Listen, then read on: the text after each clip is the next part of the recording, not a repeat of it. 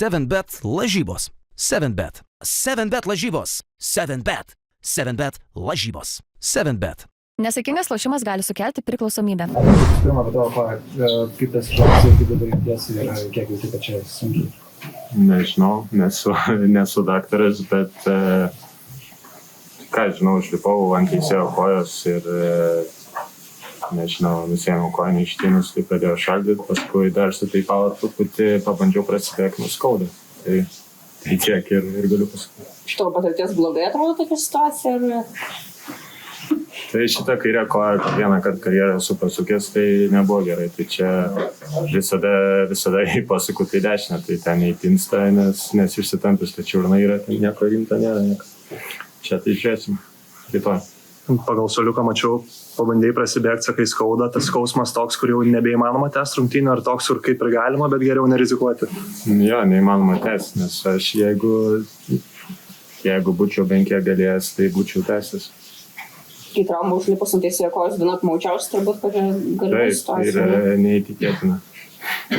Atsiprašė teisėjas? Neatsiprašė, bet reiškia, ir tai būna.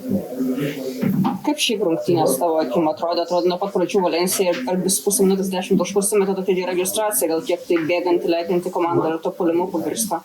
Jo, tai viskas buvo gerai antroji pusėje, bet žinom, kad jie bėga metę tritaškius, lipa ant lentos, tai pirmoji pusėje neatsitvėrėm, jie susikrovė tą persvarą, tai tiesiog išėjom, kaip treneris sakė, nedisciplinuoti ir nedarėm to, ką buvom susitarę, tai iš tikrųjų ir pabėgo pirmoji pusėje, tada jau tokią komandą tikrai nelengva vytis, tai ypač namie.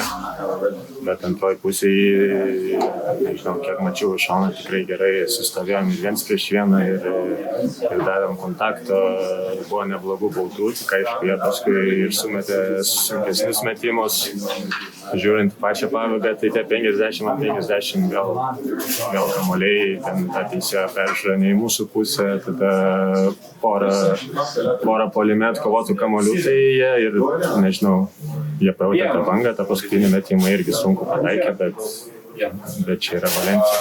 Atrodo, nebuvo lengva nuo pradžių nei tau, nei Sisko, kaip manai, ar ta sunki savaitė, kad buvo rinktiniai kažkiek prisidėjo prie to, kad nebuvo taip, kad jūs, žinai, čia polisą kažkokią turėjo?